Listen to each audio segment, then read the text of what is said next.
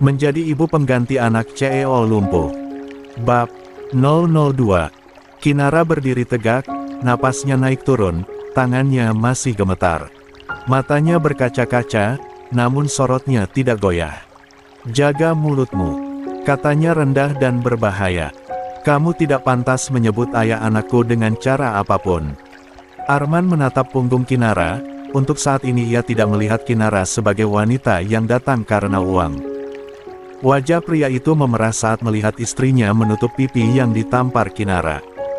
"Kurang ajar," bentaknya sambil menarik istrinya ke belakang. "Kamu berani memukul istri saya?" La melangkah maju, jarinya menunjuk Kinara dengan gemetar penuh amarah. "Saya akan laporkan ini ke polisi." Penyerangan di lingkungan sekolah anak-anak.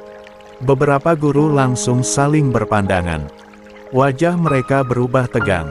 "Dan bukan cuma itu," lanjut pria itu dengan suara keras dan mengancam. "Saya juga akan mencabut donatur perusahaan saya dari sekolah ini. Kita lihat masih bisa bertahan atau tidak tanpa dana Karmi." 33. Ucapan itu seperti bom. Guru TK itu langsung pucat. Kepala sekolah yang baru masuk ruangan tampak panik dan langsung menghampiri pria tersebut. "Tuan, tolong. Mohon dipertimbangkan kembali," ucap kepala sekolah dengan suara bergetar. "Perusahaan Mission Bar adalah salah satu donatur terbesar kami. Jika Tuan menarik dana, justru karena itu kalian harus tahu diri." Potong pria itu kasar. "Saya tidak mau anak saya bersekolah di tempat yang membiarkan istri saya ditampar begitu saja." Kinara hendak membuka mulut, namun Arman mengangkat satu jari pelan dengan isyarat halus agar Kinara diam. Tatapan Arman kini tenang, dan bahkan terlalu tenang. Belum sempat siapapun bicara lagi, pintu ruangan terbuka. Rudy masuk dengan langkah mantap. Wajahnya serius, map hitam di tangan. Sorot matanya menyapu ruangan dengan cepat, lalu berhenti pada Arman dan Kinara. Pria itu menoleh, lalu tersenyum sinis begitu melihat Rudy. "Oh," katanya mengejek. "Untuk apa Anda ke sini, Pak Rudy? Datang untuk membela kami, kan?" La melangkah mendekat, penuh percaya diri. "Pasti karena anak saya terluka dan istri saya ditampar, ya. Anda datang sebagai perwakilan perusahaan untuk membela kami. Bagus sekali, saya ingin perusahaan tahu bahwa..." Rudy tidak menjawab. La hanya melangkah maju, berdiri di samping kursi roda Arman. Tubuhnya tegak, dan wajahnya hormat. Pria itu mengerutkan kening. Rudy lalu menoleh sedikit ke arah Arman. "Tuan," ucapnya tenang. "Saya sudah melihat rekaman CCTV dari awal kejadian." Ruangan membeku. Pria itu tertawa kecil. "Tuan," ulangnya meremehkan. "Anda memanggil siapa, Tuan?" "Dia." La melirik Arman dari ujung kepala sampai kaki, tatapannya penuh penghinaan. "Pria ini," lanjutnya sinis, "hanya duduk di kursi roda." Rudy menatap pria itu datar, tatapan yang membuat senyum pria itu perlahan memudar. "Benar," kata Rudy. "Karena beliau adalah CEO Mission Bar." Detik itu juga, darah di wajah pria itu surut. Ruangan hening total dan guru-guru membeku. Kepala sekolah ternganga, Arman Pramudia, yang sejak tadi duduk diam di kursi roda, mengangkat wajahnya perlahan. Tatapan dinginnya menembus pria itu tanpa ampun. "Dan," lanjut Rudy dengan nada resmi, "Anda adalah salah satu manajer di perusahaan kami. Sayangnya, Anda belum pernah cukup penting untuk bertemu langsung dengan beliau." 34. Pria itu mundur setengah langkah. Arman akhirnya membuka suara. "Mulai hari ini," katanya, "Anda dinonaktifkan." Semua orang tercekat. "Dan mengenai donatur sekolah," Arman menoleh ke kepala sekolah. "Mission Bar akan tetap mendukung sekolah ini. Dengan satu catatan." Arman mengarahkan pandangannya ke pria itu. "Anak saya tidak boleh disentuh, dihina, atau diancam oleh siapapun." Aksa memegang erat tangan Kinara. Wanita ini menatap Arman dengan senyum tipis di wajahnya. 35. Episode 10. Aksa melangkah pelan mendekati kursi roda itu.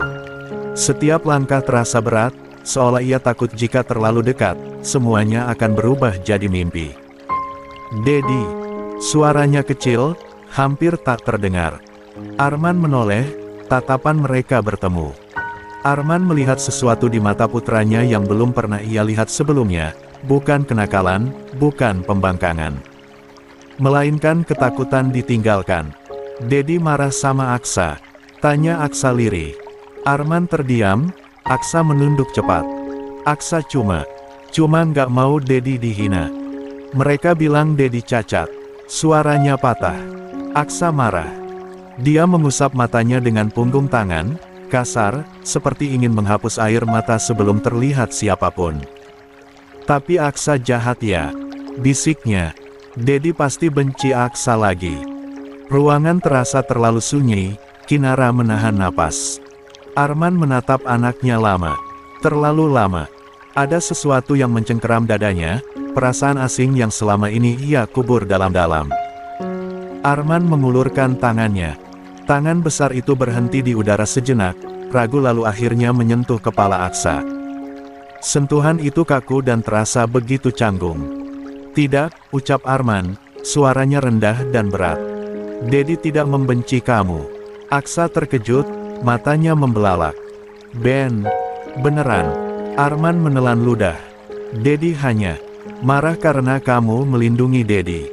Aksa terisak kecil, tubuhnya gemetar, lalu tanpa sadar ia memeluk lengan Arman erat-erat. "Dedi," suaranya pecah. Aksa takut Dedi nggak mau Aksa lagi.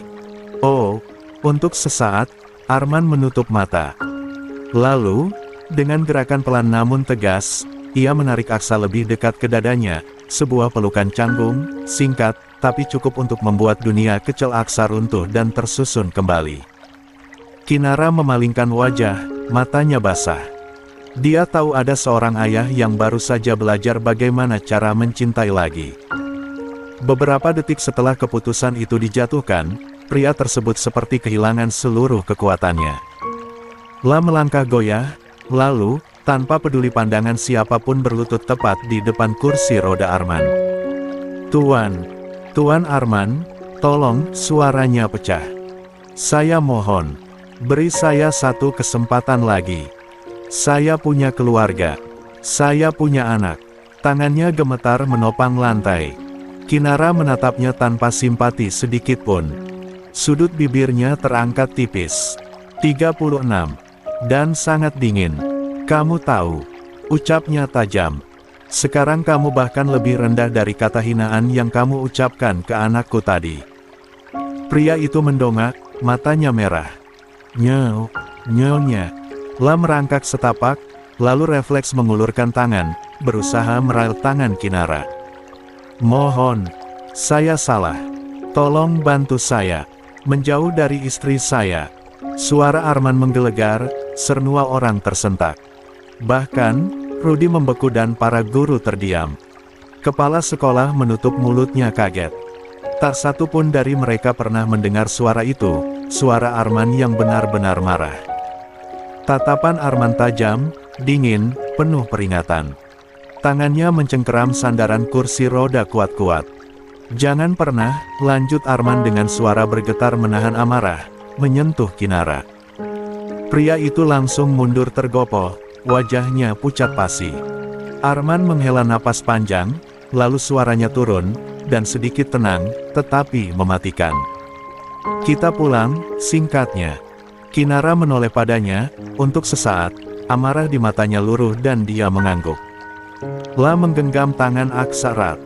Anak itu membalas genggaman itu, seolah takut melepaskannya. Arman menoleh ke Rudi. "Urus sisanya." "Baik, Tuan," jawab Rudi cepat, masih terkejut. Tanpa menoleh lagi, Kinara berdiri di belakang kursi roda Arman dan mulai mendorongnya keluar ruangan. Setiap langkah terasa berat, penuh gema peristiwa barusan. Saat mereka keluar menuju mobil, Kinara bisa merasakan sesuatu yang berbeda. Pria yang ada di kursi roda mendadak mulai peduli dan Kinara merasakan sesuatu di dalam dadanya terasa hangat. "Apa yang kulakukan? Jangan sampai gadis ini berpikir macam-macam." 37. Episode 11. Malan turun pelan di rumah besar itu. Lampu-lampu temaram menerangi lorong panjang ketika Kinara selesai memastikan Aksa sudah mandi dan mengenakan piyama bergambar dinosaurus kesukaannya. Bocah itu tampak mengantuk, tapi matanya justru berbinar aneh, seperti sedang menyimpan rencana rahasia. "Ayo tidur," ujar Kinara lembut sambil menggandeng tangan Aksa menuju kamarnya. Namun, langkah Aksa berhenti mendadak. La menoleh ke arah kamar Arman. "Momi," katanya pelan tapi tegas, "Aksa mau tidur sama Dedi." Kinara membeku. "Hah?" Aksa mengangguk cepat. "Sama Momi juga." Kinara langsung menggeleng. "Nggak bisa. Aksa tidur di kamar Aksa. Momi di kamar Momi. Dedi di kamar Dedi." Aksa langsung manyun. "Tapi Aksa takut. Kemarin kamu berani tidur sendiri." Kinara mencoba membujuk. "Itu kemarin," sahut Aksa cepat. "Sekarang Aksa pengen sama Dedi." Kinara menarik napas. "Aksa, Momi sama Dedi." Ia berhenti sejenak, menahan kata-kata, "Punya perjanjian, dan kami tidur terpisah." Aksa menatapnya lama. Lalu bibirnya bergetar. "Dedi marah lagi ya sama Aksa?" tanyanya lirih. Kinara tercekat. "Bukan begitu." Pintu ruang kerja Arman terbuka. Arman keluar dengan kursi rodanya, seolah sudah mendengar percakapan mereka dari kejauhan. Tatapannya tertuju pada Aksa yang berdiri kecil di lorong, wajahnya sendu. "Ada apa?" tanya Arman singkat. Aksa langsung berlari mendekat. "Dedi. Aksa mau tidur sama Dedi." Kinara refleks menyela, "Pak Arman, kita sudah sepakat." "Aku tahu," potong Arman datar. Namun kemudian ia menunduk menatap Aksa. "Kamu kenapa mau tidur di kamar Dedi?" Aksa menunduk, tangannya memelintir ujung bajunya. 38. Aksa nggak mau Dedi sendirian. Kalimat itu sederhana, tapi menghantam tepat di dada Arman dan pria itu terdiam lama. Kinara bisa melihat rahang pria itu mengeras bukan karena marah, melainkan menahan sesuatu yang tak biasa ia izinkan keluar. "Kalau Moni nggak ikut, Aksa nggak mau," lanjut Aksa cepat, menatap Kinara penuh harap. Kinara menggeleng tegas. "Tidak, Momi tidak bisa." Aksa menoleh ke Arman, matanya membesar dan penuh harap. Arman menarik napas dalam. Lalu, ia berkata bukan sebagai CEO, bukan sebagai pria dingin. "Kinara," ucapnya pelan, "satu malam." Kinara menatapnya tak percaya. "Demi Aksa," lanjut Arman. "Tidak lebih." Sunyi menyelimuti lorong itu. Kinara menghela napas panjang, menyerah. "Satu malam, dan tetap ada batas." Aksa bersorak kecil. "Yeay." Arman mengangguk. Tidur di sisi Momi. Malam itu, kamar Arman yang biasanya dingin dan sepi terasa berbeda. Aksa tidur di tengah, memeluk satu tangan Kinara, sementara tangan kecilnya yang lain menggenggam jari Arman. Napasnya teratur, wajahnya danai. Kinara berbaring kaku di sisi tempat tidur, menatap langit-langit. Arman menatap putranya, dan sejak kecelakaan itu kamar ini tidak terasa kosong. Malam ini, Arman membiarkan dirinya percaya bahwa mungkin keluarga bukan lagi sekadar kata dalam kontrak. Keesokan paginya, cahaya pagi menyusup pelan melalui celah tirai kamar Arman. Pria itu terbangun lebih dulu. Kesadaran pertamanya bukan suara alarm, bukan ingatan tentang jadwal kerja melainkan rasa kebas di lengan kanannya. Arman mengerutkan kening. La mencoba menggerakkan tangannya tetapi tidak bisa. Pelan-pelan, matanya menoleh ke samping. Dan disitulah ia melihatnya, Kinara wanita itu tertidur pulas dengan kepala bersandar tepat di atas lengannya. Rambut panjangnya terurai, sebagian menutupi wajahnya. Satu tangan Kinara mencengkeram ujung kaus Arman, seolah takut terlepas dan sementara satu kakinya bertumpu di atas kaki Arman, hangat tanpa jarak. Arman membeku, jantungnya berdetak aneh.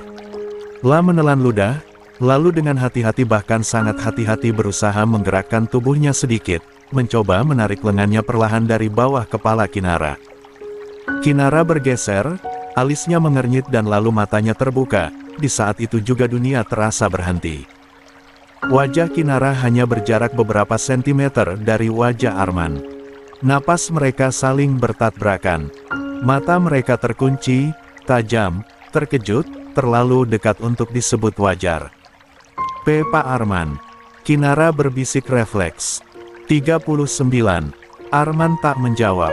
Rahangnya mengeras, tatapannya turun sepersekian detik ke bibir Kinara, lalu kembali ke matanya. Belum sempat siapapun menjauh. Dedi. Pintu kamar terbuka lebar. Kinara tersentak kaget dan langsung bangun setengah duduk. Aksa. Serunya panik. Dalam kepanikannya, kaki Kinara menyenggol sesuatu yang jelas bukan banta. Arman memelototkan mata, tubuhnya menegang total. Kinara ikut membeku dan merasa jika kakinya mungkin telah menyentuh benda lain, diam memejamkan matanya. Aku ingat, kata pelayan Pak Arman kan impoten gak mungkin bangun, bisiknya dalam hati sembari mengelus dadanya. Beberapa detik terasa seperti keabadian. Wajah Kinara memerah hebat. Aku nggak sengaja. Arman berdehem keras, memalingkan wajah, suaranya rendah dan kaku. Pergi dan bawa Aksa mandi, sekarang. Aksa sudah naik ke atas tempat tidur, menatap mereka berdua dengan mata berbinar. Dedi sarna Momi tidur bareng, kan? Serunya senang. Kinara hampir pingsan. Tidak, bantah Kinara cepat. Itu karena kamu. Arman menutup mata sejenak, lalu membuka kembali dengan ekspresi datar dan bahkan terlalu datar. Turun, perintahnya ke Aksa. Aksa tertawa kecil lalu turun, masih tersenyum puas. Kinara bangkit dengan gerakan canggung, menghindari tatapan Arman. Aku mau ke kamar sendiri. La melangkah cepat dan keluar dari kamar Arman. Begitu pintu tertutup, Arman menghela napas panjang. Dadanya naik turun tidak biasa. La menatap lengannya yang masih terasa hangat. Pagi ini, Arman menyadari satu hal yang mengganggunya lebih dari rasa kebas itu. Kedekatan itu tidak sepenuhnya ingin ia hindari. Cie, Dedi. Goda Aksa, sembari tersenyum. Ini rencana kamu, kan? Jangan kira Dedi tidak tahu. Tatapan dingin itu membuat Aksa langsung turun dari ranjang. Dedi, Aksa pergi mandi dulu. Bocah itu segera turun dan berlari keluar dari kamar ayahnya. Arman menatap kakinya dan melihat sesuatu yang lain mungkin berdiri di sana. Wajah Arman bersemu merah. 40. Aku harus ke kamar mandi, katanya pelan. 41. Episode 12. Kinara keluar dari kamarnya dengan langkah cepat. Wajahnya masih panas, pikirannya berantakan. La menghindari menoleh ke arah kamar Arman dan langsung menuju dapur kecil yang terhubung dengan ruang makan. Selamat pagi, Nyonya Muda, sapa beberapa pelayan. Kinara hanya tersenyum dan mengangguk. Beberapa pelayan berbisik tentang Kinara yang tidur di kamar Arman, tetapi Kinara tak memedulikan itu. 1. Beberapa menit kemudian, Arman keluar dari kamar bersama Aksa. Bocah itu tampak ceria, terlalu ceria untuk pagi yang canggung. Aksa mau sarapan sama Momi. Serunya riang. Kinara sedang menuang susu dan hampir menumpahkannya. Lia, iya, duduk yang rapi. Sahutnya saat menatap mereka tiba di depan meja. Arman didorong Rudi menuju meja makan, suasana hening dan terlalu hening.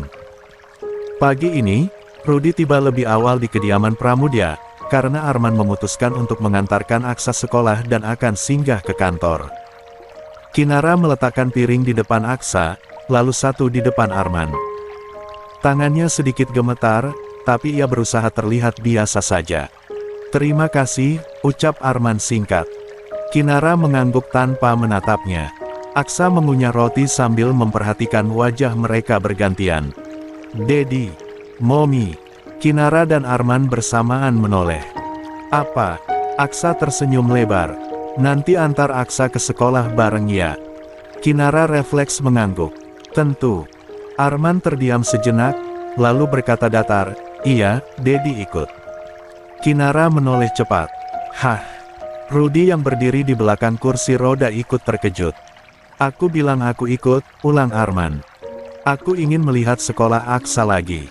Aksa berhenti mengunyah. Matanya membesar. Beneran, Dedi? Arman mengangguk kecil. Lia. Aksa melonjak dari kursinya dan memeluk sisi kursi roda Arman. Dedi memang yang terbaik. Kinara menatap pemandangan itu. Dadanya menghangat tanpa izin. La menunduk, menyibukkan diri merapikan meja agar perasaannya tak terbaca. 42. Sarapan selesai dengan suasana yang sedikit aneh. Tidak sepenuhnya nyaman, tapi juga tidak dingin.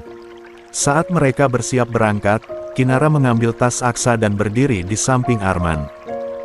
Tanpa sadar, tangannya menyentuh sandaran kursi roda, gerakan kecil, refleks, namun terasa berarti. Arman meliriknya sekilas dan tak berkata apa-apa. Mobil melaju meninggalkan halaman rumah. Aksa duduk di tengah, bersandar bergantian ke Kinara dan Arman, seolah memastikan keduanya ada di sana. Suasana di halaman sekolah TK itu berubah drastis. Begitu Aksa turun dari mobil, beberapa anak langsung menyapanya lebih dulu. Hai, Aksa. Aksa datang. Aksa mau main sama aku nanti. Tak ada lagi ejekan dan tak ada lagi bisik-bisik. Anak-anak berdiri rapi, menatap Aksa dengan kagum, bahkan hormat, meski belum sepenuhnya paham alasannya.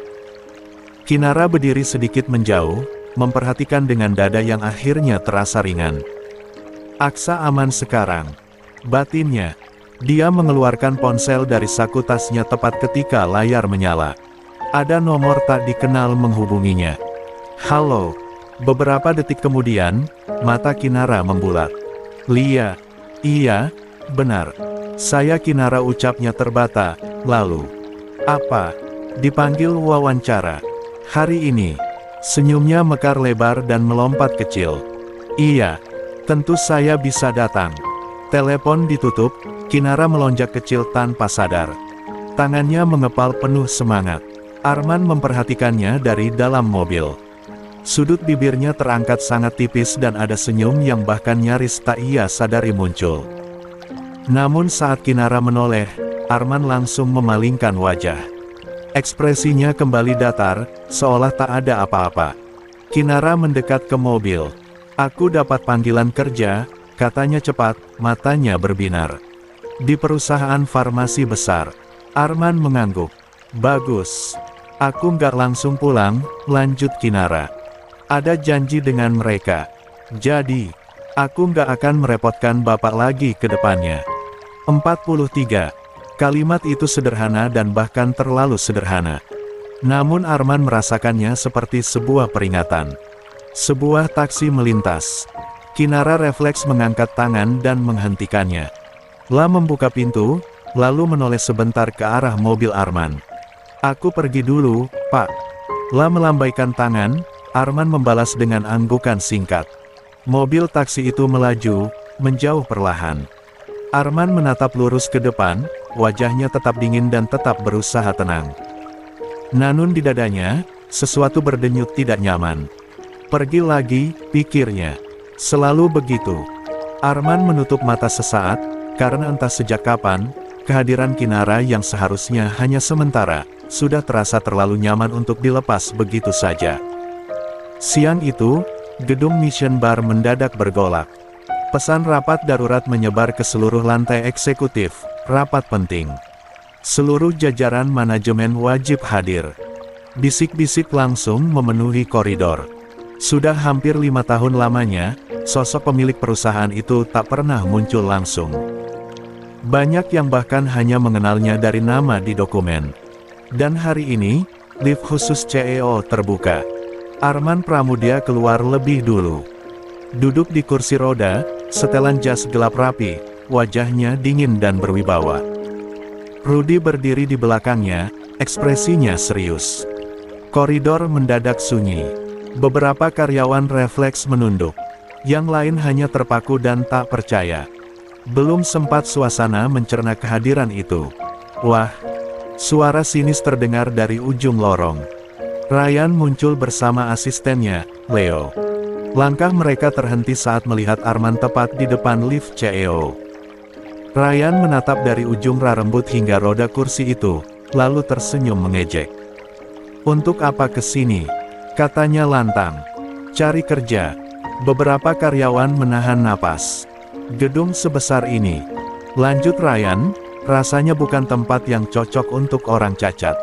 CEO Mission Bar jelas nggak akan mau kerja sama dengan..." "Heh." Arman tersenyum kecil sembari menatap Ryan dengan ujung matanya. Rudy maju setengah langkah. "Mulut kamu terlalu sampah." Ryan menoleh tajam. "Kamu siapa berani ngomong begitu?" "Aku." Rudy tersenyum tipis. "Orang yang bisa memastikan kariermu berhenti hari ini." Leo menarik lengan Ryan pelan. "Pak Ryan, sudah." 44. "Diam," bentak Ryan. "Kalian pikir kalian siapa? Datang ke perusahaan besar begini mau sok berkuasa?" Arman mengangkat satu tangan, menghentikan Rudy. Tatapan Arman lurus ke depan, melewati Ryan seolah pria itu tak lebih dari udara. "Rapat akan dimulai," ucap Arman tenang. Ryan tertawa mengejek. "Rapat?" Lah menunjuk kursi roda itu. "Kamu pikir kamu punya hak bicara di sini?" Lift rapat terbuka. Rudy mendorong kursi roda Arman masuk tanpa menoleh lagi. Sebelum pintu tertutup, Arman berkata pelan, nyaris berbisik, namun cukup untuk membuat Ryan menegang. "Kamu akan segera tahu siapa yang berhak bicara." Pintu lift menutup. Ryan berdiri kaku, hatinya mendadak tidak tenang, tanpa tahu bahwa tanah tempatnya berdiri sedang runtuh. 45. Episode 13. Ruang rapat utama Mission Bar dipenuhi orang. Direktur, manajer senior, kepala divisi, semuanya hadir. Wajah-wajah baru mendominasi ruangan, namun beberapa staf lama tampak tegang, mata mereka sesekali tertuju ke pintu. Mereka tahu, mereka mengenali aura itu. Pintu terbuka, Arman masuk, didorong oleh Rudy. Setelan jasnya rapi, dasi hitam terikat sempurna. Tatapannya datar, dingin dan namun cukup untuk membuat sebagian orang langsung berdiri refleks. Beberapa staf lama saling pandang, wajah mereka memucat. "Tuan Arman Pramudya," bisik seseorang hampir tak terdengar. Namun staf-staf baru hanya mengernyit, bertanya-tanya dalam diam. Siapa pria di kursi roda itu? Tak lama kemudian, Ryan masuk bersama Leo. Tatapannya menyapu ruangan dengan congkak, lalu berhenti pada Arman. Ryan terkekeh. "Wah, ikut rapat juga ya? Jangan-jangan mau dengar strategi bisnis dari orang-orang pintar di sini." Beberapa staf menelan ludah. Rudy menatap Ryan dingin. "Duduk dan diam." Ryan mencibir. "Atas dasar apa kamu menyuruh saya?" Arman akhirnya angkat suara, tenang dan sedikit rendah namun jelas terlihat menguasai ruangan. "Rudy." Semua mata tertuju padanya. "Usir hama dua itu dari ruang rapat." Ruangan membeku. Ryan tersentak. "Apa? Kamu bilang apa barusan?" Beberapa staf lama langsung berdiri. Mereka tahu persis kalimat itu hanya diucapkan oleh satu orang di perusahaan. "Ini." Ryan menunjuk Arman dengan marah. "Berani-beraninya kamu menghina saya. Kamu pikir kamu siapa, duduk di kursi roda sok mengatur perusahaan orang?" Lah tertawa sinis. "Cacat seperti kamu pantasnya diam." Belum selesai kalimat itu, pintu ruang rapat terbuka keras. Dua petugas keamanan masuk dengan langkah cepat. 46. "Pak Ryan," ucap salah satu dari mereka tegas, "kami diminta untuk mengantar Anda keluar." Ryan menoleh ke Rudy, lalu ke Arman. "Ini lelucon." Rudy menatapnya dingin. "Tidak. Karena," lanjut Rudy lantang agar semua mendengar, "pria yang kamu hina sejak tadi adalah Tuan Arman Pramudya." Sunyi total, beberapa staf baru terbelalak. Beberapa lainnya langsung berdiri tergesa. "Pendiri," lanjut Rudy, "pemilik saham mayoritas, dan CEO Mission Bar." Ryan membeku, dan darah di wajahnya surut seketika. Arman menatap lurus ke depan, suaranya dingin seperti es. "Dan rapat ini," katanya, "akan dimulai tanpa kehadiran orang yang tidak pantas berada di sini."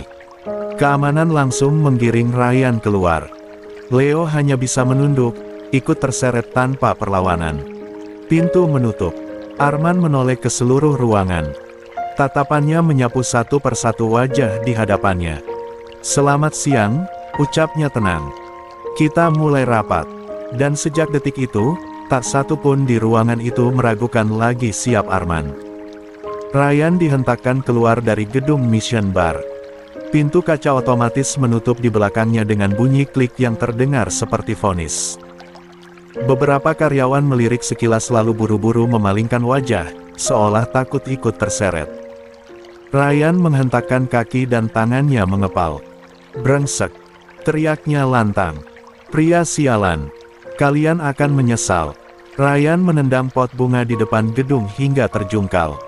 Satpam menoleh tajam, membuat Ryan mundur setengah langkah, dan terlihat marah, tapi tak lagi berani. Ponselnya bergetar di tangan, nama Mimi menyala di layar. Ryan mendengus kasar sebelum mengangkatnya. "Apa lagi? Kamu sudah ketemu CEO Mission Bar?" Suara Mimi terdengar tajam, tak sabar. "Gimana? Kerja samanya jadi?" Ryan tertawa pahit. "Jadi, aku bahkan diusir. Dihina di depan semua orang." "Hah?" Mimi terdiam sesaat. "Maksud kamu apa?" 47. CEO Mission Bar itu Arman Pramudia. Suami Kinara yang hari itu kita lihat. Bentak Ryan. "Pria lumpuh yang aku hina itu. Dia bosnya." Aku diseret keluar dari ruang rapat bahkan sebelum sempat buka mulut. Di seberang sana terdengar tarikan napas tajam. "Kamu benar-benar bodoh," ucap Mimi dingin. "Kamu sadar nggak posisi kita sekarang?" Ryan mengusap wajahnya frustasi. "Apa lagi yang bisa aku lakukan, Mimi?" "Dengar," potong Mimi cepat. "Perusahaan kita di ujung tanduk. Tanpa kerjasama Mission Bar, kita tamat." Ryan terdiam, nada Mimi merendah, licik. "Kita harus bekerja sama dengan Mission Bar. Bagaimanapun caranya." "Mustahil," gumam Ryan. "Dia membenciku." Mimi tersenyum tipis di balik ponsel. "Tidak ada yang mustahil kalau kita tahu kelemahannya." Ryan mengerutkan kening. "Maksud kamu? Kamu lupa." Suara Mimi merendah penuh tekanan. "Istri bodohnya, Kinara." Nama itu diucapkan, tapi Ryan tidak pernah ragu untuk menyakiti Kinara, mantan kekasihnya. Gigi Ryan terkatup keras. "Kamu mau manfaatkan dia? Bukan mau," jawab Mimi dingin.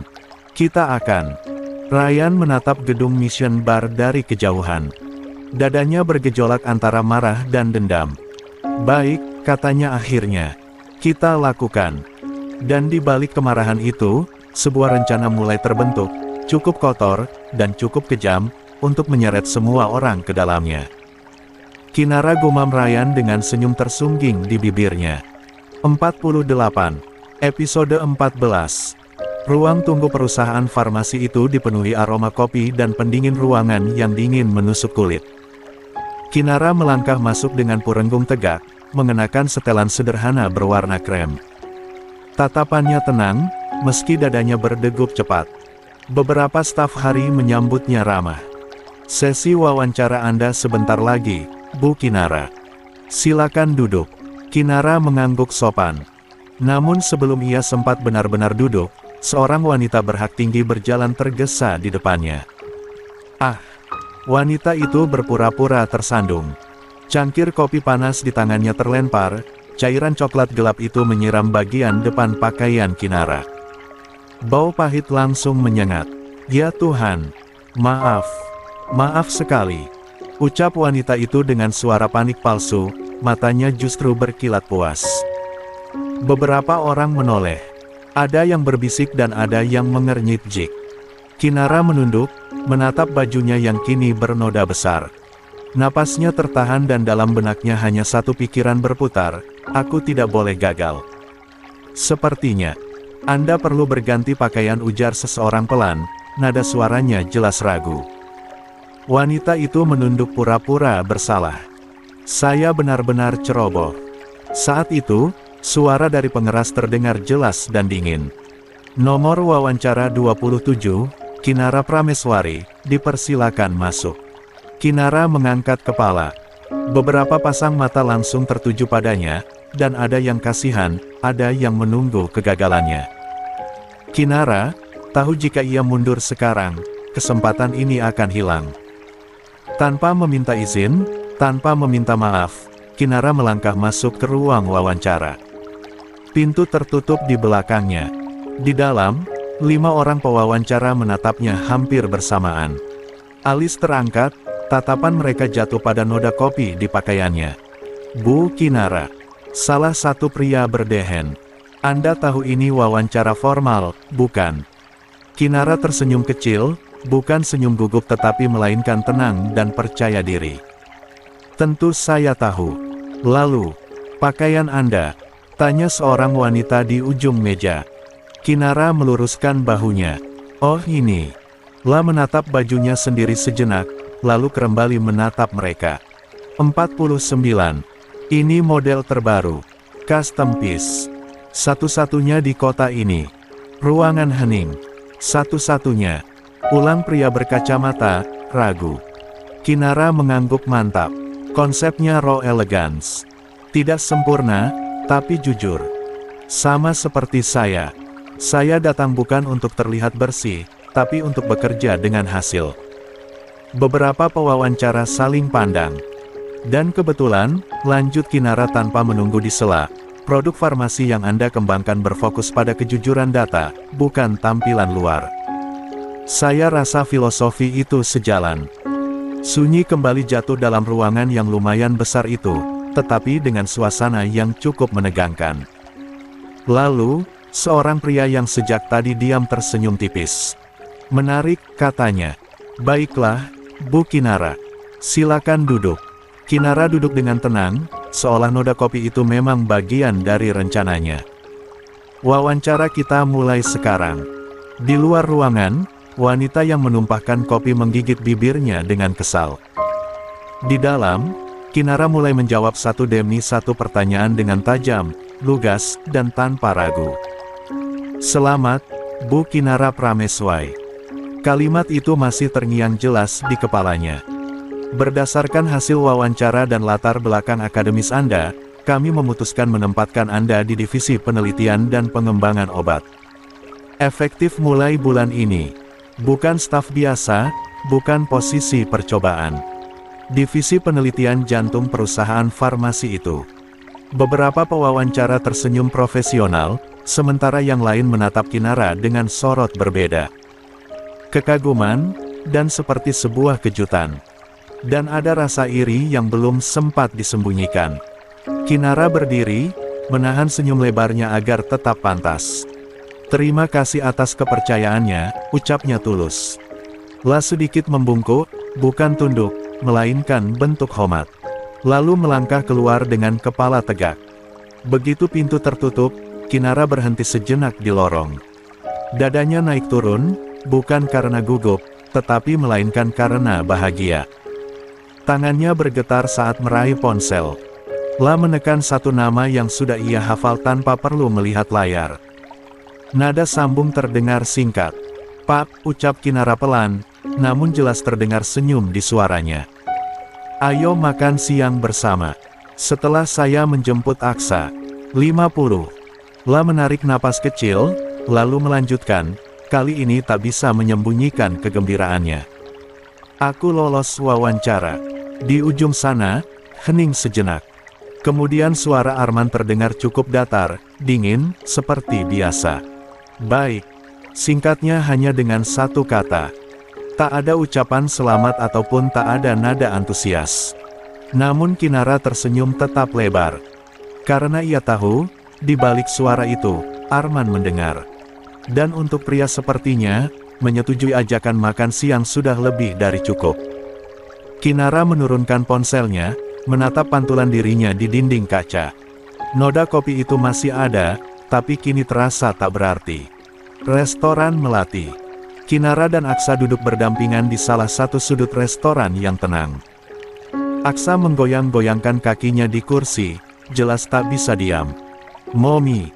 Selamat ya, ucapnya untuk kesekian kali. menatap Kinara dengan mata berbinar. Momi hebat.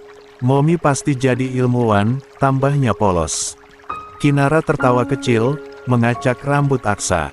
Cukup, nanti Momi jadi besar kepala. Tapi Momi senang, Aksa bersikeras. Aksa bisa melihatnya. Kinara terdiam sejenak, dia memang senang dan bukan hanya karena pekerjaan itu, tapi karena hari ini terasa cukup ringan. Aksa menunduk sebentar, lalu kembali bersuara dengan nada yang jauh lebih pelan, seolah takut kata-katanya salah. Momi, kata pelayan rumah dulu Aksa itu nakal, ucapnya lirih. Makanya Momi Amira pergi ninggalin Aksa waktu Aksa masih kecil.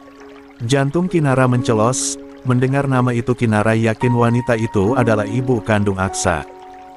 Aksa melanjutkan tanpa tahu dampak ucapannya. Sejak saat itu Dadi jadi dingin. Kata mereka Dedi sekarang kejam. Sama Aksa juga. Tangannya yang kecil memainkan serbet di meja. Tapi sejak ada Momi Kinara, Aksa menatapnya lagi. Kali ini penuh keyakinan, Dedi berubah. Dedi lebih sering ngomong. Lebih sering melihat Aksa dan menjadi lebih perhatian dan lembut. Kinara menelan ludah, dadanya terasa sesak oleh perasaan yang tak sempat ia siapkan. La menunduk agar sejajar dengan mata Aksa, lalu memegang kedua pipi bocah itu dengan lembut. Dengar ya, ucapnya pelan tapi tegas. Aksa itu tidak nakal. Aksa itu pintar. Aksa itu anak baik. 51. Aksa berkedip, seolah baru pertama kali mendengar kalimat itu ditujukan padani. Orang dewasa kadang salah, lanjut Kinara lembut. Dan Momi Amira pergi bukan karena Aksa. Sama sekali bukan. Aksa tersenyum kecil, senyum yang rapuh tapi tulus. Belum sempat Kinara berkata lagi, suasana restoran mendadak berubah. Bisik-bisik halus terdengar dari berbagai arah. Itu dia, yang di kursi roda itu. Gila, tampan sekali. Kinara menoleh. Di pintu masuk restoran, Rudi mendorong kursi roda Arman masuk dengan langkah mantap. Aura pria itu langsung menarik perhatian dan tenang, berkelas dingin. Beberapa pasang mata menatap kagum, sebagian lain berbisik tentang ketampanan yang kontras dengan keterbatasannya. Namun satu hal membuat napas Kinara tercekat. Di pangkuan Arman, terletak buket mawar merah dan rapi, segar, dan jelas baru dibeli. Wajah Kinara terasa hangat. La buru-buru mengalihkan pandangan, tapi senyum kecil itu terlanjur mengembang di bibirnya. Aksa berseru pelan, nyaris berbisik penuh takjub, Dedi bawa bunga. Arman berhenti tepat di depan mereka. Tatapannya bertemu dengan Kinara, sekilas, singkat, namun cukup untuk membuat detak jantungnya melonjak. Dedi, bunga itu pasti untuk Momi kan? Tanya Aksa sembari menggoda Arman. Enggak, ini milik Rudi. Tegas Arman, sembari mendorong buket itu ke dada Rudi yang nampak terkejut. Hah, saya, Tuan. Rudi menunjuk dirinya sendiri dan menatap bingung Arman yang berusaha tenang, padahal di dalam dadanya terasa sangat hangat. 52. Episode 15. Rudi yang berdiri di samping kursi roda Arman tersentak. Wajahnya refleks tertunduk, seolah ingin membantah tapi tahu percuma. Pada akhirnya, ia menghela napas kecil, lalu mengambil bunga dari pangkuan Arman. Dengan langkah kaku, Rudi menyerahkannya pada Kinara. Selamat atas wawancaranya, Nyonya, ucapnya pelan. Ini, untuk Anda. Kinara tersenyum ceria, menerima bunga itu dengan kedua tangan. La sempat melirik Arman sekilas tetapi tatapan singkat yang tak bisa disembunyikan, lalu kembali menatap Rudi. Terima kasih, Pak Rudi. Kamu perhatian sekali, katanya tulus.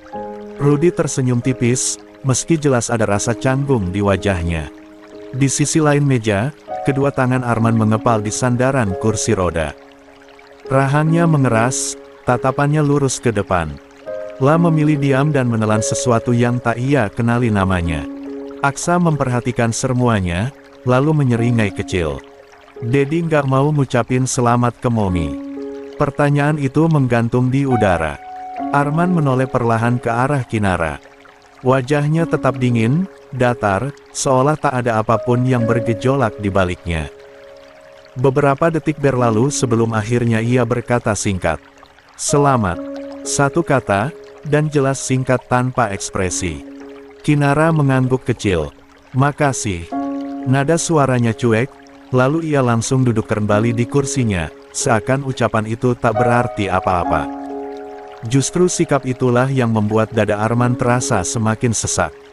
Tak lama kemudian, pelayan datang membawa menu, memecah keheningan yang tegang di antara mereka, namun perasaan yang tertinggal di meja itu tak semudah disingkirkan. Kinara hanya memesan beberapa makanan ringan, sepotong keik, minuman hangat, dan satu hidangan kecil untuk Aksa.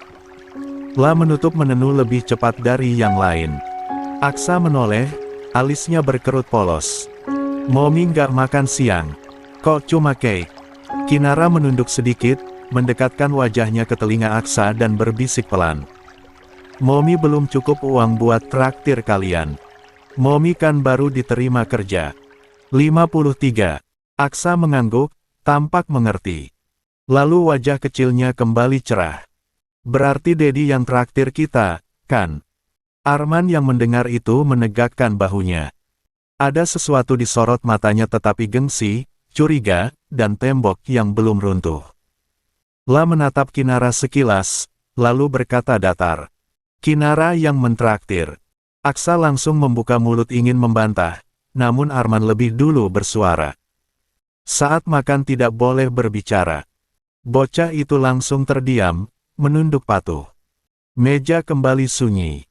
Tak lama kemudian, Arman memesan makanannya. Satu hidangan, lalu satu lagi. Nama-nama menu yang terdengar asing dan harganya cukup mahal. Kinara menatap pelayan yang mencatat, lalu refleks melirik harga di menu. Matanya sedikit melebar, harganya cukup mahal. Dulu, mungkin ia tak akan bereaksi. Dulu, uang bukan sesuatu yang harus dipikirkan dua kali. Namun kini, setelah ayahnya meninggal, setelah diusir, setelah hidup sendiri dan bertahan dengan sisa-sisa, harga itu terasa seperti beban yang menekan dadanya pelan-pelan. Kinara menunduk, menatap keik di depannya. Tangannya mengepal di pangkuan tanpa sadar. Sementara Arman duduk tenang, seolah angka-angka itu tak pernah berarti apa-apa baginya. La tak tahu atau mungkin tak peduli bahwa bagi Kinara, makan siang itu bukan sekadar soal siapa yang membayar. Melainkan pengingat betapa jauhnya hidupnya telah berubah. Selesai makan siang. Suasana meja belum sepenuhnya mencair ketika ponsel Rudy bergetar. La melirik layar, lalu berdiri sedikit menjauh untuk menjawab panggilan. Wajahnya berubah serius. "Tuan," ucap Rudy setelah menutup telepon, menatap Arman hati-hati. "Ada pertemuan penting dengan klien sore ini. Mereka meminta Tuan Arman hadir langsung." Di kantor, kening Arman langsung berkerut. Jarinya mencengkeram sandaran kursi roda. La ingin menolak dan selalu berusaha ingin menolak. Dunia luar masih terasa seperti medan yang belum siap ia hadapi sejak kecelakaan itu. Namun, kali ini ada sesuatu yang membuatnya ragu. La menarik napas pelan. "Siapkan jadwalnya," katanya akhirnya, dingin namun tegas. Rudy mengangguk lega. "Baik, Tuan." 54. Lalu Rudy melirik sekitar. "Kalau begitu, bagaimana mereka pulang? Apa saya pesan taksi?" Arman menoleh, pandangannya tanpa sengaja tertahan pada Kinara. Wajah wanita itu tampak tenang, tapi ada gurat lelah dan entah kenapa, rasa kesal yang tak sepenuhnya tersembunyi. "Biarkan mereka memesan taksi," pikir Arman. La berkata datar, seolah tak peduli.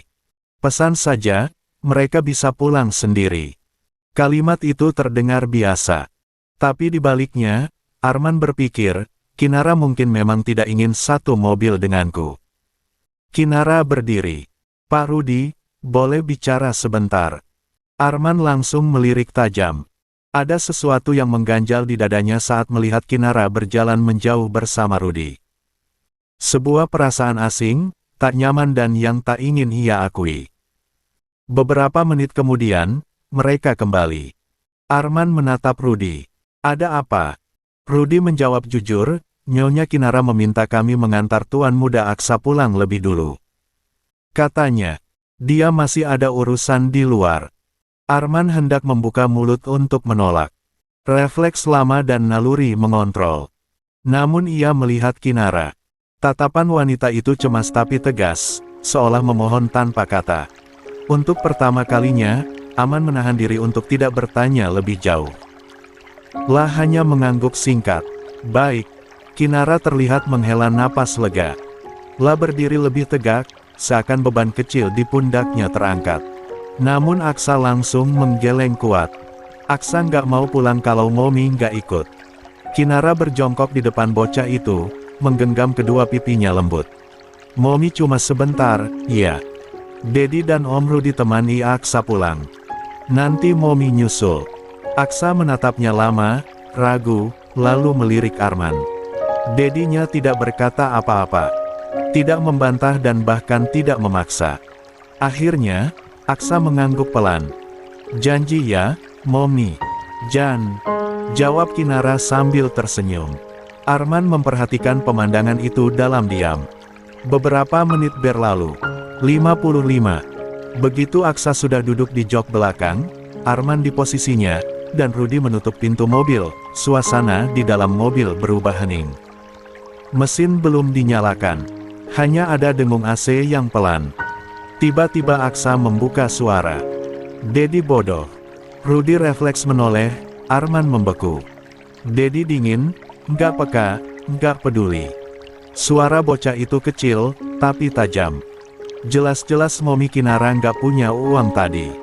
Arman menatap lurus ke depan dan saat itu juga rahangnya mengeras. Momi cuma makan cake. Cuma cake, dat. Aksa menahan napas, suaranya bergetar. Biar bisa traktir kita. Tapi Dedi malah pesan makanan mahal. Dedi nggak tahu malu.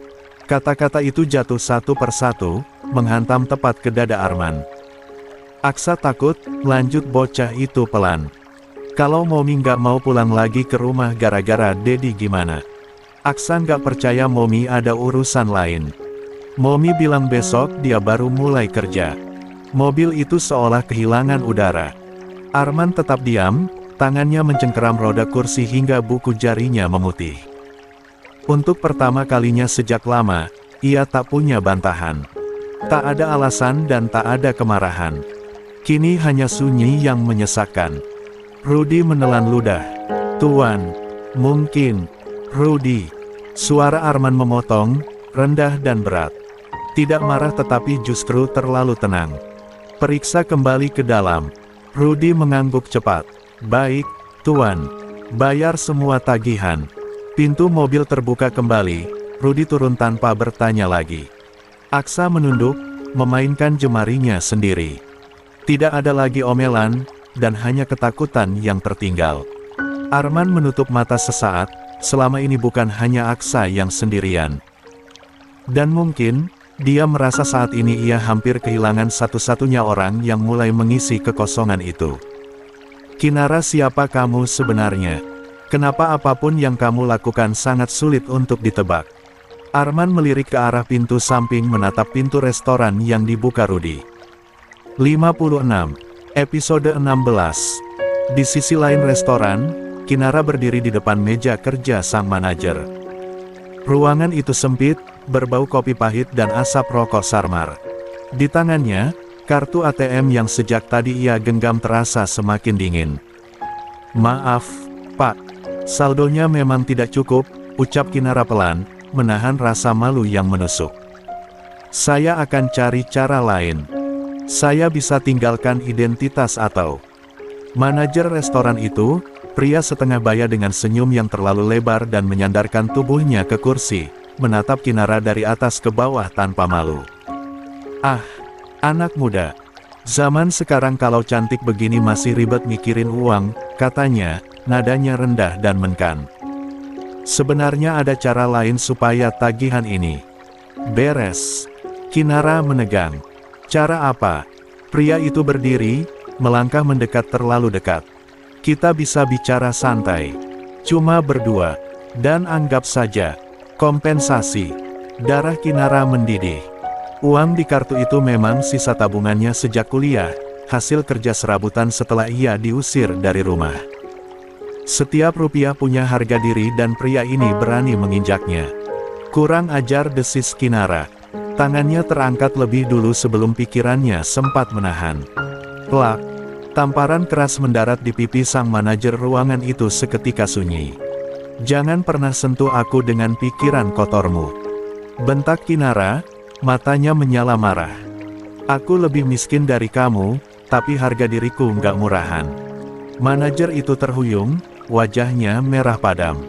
"Perempuan gila, kamu tahu dengan siapa kamu?" Pintu ruangan itu tiba-tiba terbuka, setelah diketuk beberapa klau tetapi tak ada jawaban. "Maaf, Pak," suara pelayan terdengar gugup di belakang. "Asisten Tuan Arman mencari Nyonya," katanya. "Urusan penting." Rudy masuk tepat di saat suara bentakan masih menggantung di udara. Langkahnya terhenti ketika ia melihat posisi Kinara, wajah manajer yang memerah, dan jarak yang terlalu dekat di antara mereka. "Ada apa ini?" tanya Rudy, suaranya dingin. Manajer itu hendak berbicara, namun Kinara lebih dulu bersuara, tegas tanpa gentar. "Dia mencoba melecehkan saya." Udara di ruangan itu berubah drastis. Rudy menatap manajer tersebut dengan sorot mata tajam dan tatapan yang biasa ia gunakan sebelum sebuah masalah besar terjadi. Dan sang manajer belum tahu bahwa ia baru saja membuat kesalahan termahal dalam hidupnya. Rudy tidak langsung 57 bicara. Lah hanya melangkah satu langkah ke depan, berdiri tepat di antara Kinara dan manajer restoran itu. Posturnya tegap, wajahnya tenang, dan itu bahkan terlalu tenang untuk situasi seperti ini. "Apa yang barusan Anda lakukan?" tanya Rudy pelan. Manajer itu menelan ludah, mencoba tersenyum kaku. "Ini hanya salah paham. Perempuan ini." "Saya tanya," potong Rudy, suaranya turun setingkat, "apa yang barusan Anda lakukan pada nyonya kami?" Kata nyonya membuat Kinara tertegun sesaat. Manajer itu jelas terkejut. "Nyonya?" Alis pria itu terangkat. "Dia cuma..." Rudy mengeluarkan ponselnya, menekan satu nomor tanpa mengalihkan pandangan dari wajah sang manajer. "Tuan Arman, saya menemukan Nyonya Kinara di ruang manajer restoran ini. Terjadi percobaan pelecehan." Panggilan terputus begitu saja, manajer itu pucat seketika. Tunggu. Ini tidak seperti yang..." Rudy menyimpan ponsel, lalu menatap pria itu datar. "Restoran ini berada di bawah jaringan Mitra Mission Bar." Manajer itu mundur satu langkah. "Saya bisa jelaskan." "Tidak perlu." Rudy menoleh pada pelayan di pintu. "Panggil keamanan, dan siapkan rekaman CCTV, sekarang." Pelayan itu langsung mengangguk panik dan berlari. Kinara berdiri diam, napasnya belum sepenuhnya stabil. Tangannya masih bergetar dan bukan karena takut, tapi karena amarah yang baru saja meledak. Rudy menoleh padanya. "Nyonya tidak apa-apa." Kinara mengangguk pelan. "Saya baik-baik aja." Detik berikutnya, suara roda kursi terdengar dari lorong. Rudy menegang, dan pintu ruangan terbuka lebih lebar, dan Arman muncul di ambang pintu, didorong oleh seorang staf restoran yang wajahnya sama pucatnya dengan manajer itu. Aura dingin Arman memenuhi ruangan sempit itu tanpa perlu satu kata pun. Aksa berlari ke arah Kinara. "Momi." Aksa memeluk Kinara. Tatapan Arman langsung tertuju pada Kinara. Baru kemudian pandangannya beralih ke manajer restoran. "Siapa Anda?" tanya Arman pelan. Manajer itu gemetar. Saya manajer di sini." "Bagus." Arman menyandarkan punggungnya sedikit ke kursi roda. "Karena mulai hari ini, Anda bukan siapa-siapa lagi." 58. Manajer itu jatuh terduduk. "Kontrak diputus," lanjut Arman tanpa emosi. "Laporkan ke kepolisian. Dan pastikan orang ini tidak pernah bekerja di industri layanan publik lagi." Pria itu menangis, memohon, berlutut dan semua percuma. Arman sudah beralih kini pandangan dinginnya kembali pada Kinara. "Kenapa tidak bilang?" Kinara mengangkat dagu. Karena saya tidak mau merepotkan. Sesaat kemudian, hanya sesaat, dan itu ada sesuatu yang bergetar di mata Arman. La memalingkan wajahnya. Mulai sekarang, itu bukan pilihan. Rudy menahan napas, karena baginya ini pertama kalinya, Tuan Arman Pramudia tidak berbicara sebagai CEO, bukan sebagai pria lumpuh, melainkan sebagai suami. Kinara hanya mengangguk pelan. Rudy, selesaikan semuanya, kita pulang. Katanya dingin dan membalikkan kursi rodanya. Tuan Arman. Saya mohon. Beri saya kesempatan. Teriak menagar tersebut, Rudy menghalangi jalan pria tua itu untuk mendekati Arman yang meninggalkan ruangan tersebut bersama dengan Kinara dan Aksa. Jika kamu tidak percaya dengan kemampuan saya bisa melindungi kamu, untuk apa kamu bertahan dengan pria seperti saya ini? Kata-kata itu membuat Kinara terdiam, tidak mampu menjawab apa yang dimaksud oleh Arman. Dedi terlalu kaku, jangan terlalu dingin. Momi tidak akan mungkin tahan dengan sikap Dedi seperti itu. Sela Aksa, Kinara hanya diam, masih belum mengatakan apapun. 1. Bocah, kamu sudah pandai mengatur Dedimu. Suara dingin itu membuat Aksa menelan ludah. Aksa belum berani, Dedi. Tapi kalau ini untuk membela Momi, Aksa akan berusaha menjadi pria yang kuat dan bisa menjaga Momi. Bocah itu memegang tangan Kinara yang saat ini tengah mendorong kursi roda Arman. Kamu bisa menyetir. Kita pulang ke rumah dulu, Rudy akan menyusul setelah semua urusan beres, katanya. Kinara mengangguk dan membuka pintu mobil untuk Aksa dan membantu Arman untuk menempatkan posisi kursi rodanya dengan benar. 59. Episode 17. Mobil berhenti tepat di depan teras rumah besar itu. Sejak dari jauh, sudah terlihat seseorang menunggu. Seorang wanita parubaya berdiri tegak di depan teras, balutan busana elegan menempel sempurna di tubuhnya. Wajahnya kaku, sorot matanya tajam dan penuh wibawa. Di sisi kanan dan kirinya, dua pelayan tampak gelisah, yang satu sibuk mengipas tubuh wanita itu, sementara yang lain berdiri dengan nampan minum di tangan, seolah takut melakukan kesalahan sekecil apapun. Begitu pintu mobil terbuka, Kinara turun lebih dulu. Dia lalu membuka pintu belakang. Aksa, ayo, ucapnya lembut. Aksa melompat turun, namun langkahnya terhenti. Pandangan bocah itu langsung tertuju pada wanita yang berdiri di dekat para pelayan. Oma. Suara itu meluncur begitu saja, penuh kerinduan. Aksa berlari kecil dan memeluk pinggang wanita itu tanpa ragu. Kinara terpaku. Oma. Dia melirik sekilas ke arah Aksa yang tengah memeluk wanita tersebut. Jantungnya berdegup sedikit lebih cepat. Tanpa perlu penjelasan panjang, ia tahu wanita itu adalah nenek Aksa. Dan besar kemungkinannya ibu Arman. Wanita itu menunduk sedikit, membalas pelukan Aksa dengan gerakan kaku, nyaris canggung. Tangannya hanya menepuk punggung cucunya sekali, seolah itu batas afeksi yang mampu ia berikan. Barulah pandangannya terangkat, menatap Kinara dari ujung rambut hingga ujung. Arman tidak turun, wajahnya datar, nyaris tanpa perubahan ekspresi. Saya menunggu Rudy, katanya singkat. Setelah itu langsung ke kantor. Kinara menoleh. Tapi, sepertinya ada yang menunggu Anda, Pak. Arman menatap wanita di teras itu sekilas. Saya tahu. Nada suaranya dingin, seolah kedatangan sang ibu bukan sesuatu yang mengejutkan. Suara mobil taksi terdengar berhenti di belakang. Rudy turun dengan langkah cepat. Arman langsung menoleh padanya. Kita berangkat sekarang. Tanpa menunggu reaksi siapapun. Rudy mengangguk, meski sempat melirik ke arah wanita parubaya itu dengan raut canggung. Sementara itu, Kinara masih berdiri di tempatnya, merasakan atmosfer yang berubah. Kinara akhirnya menarik napas pelan, lalu melangkah mendekat.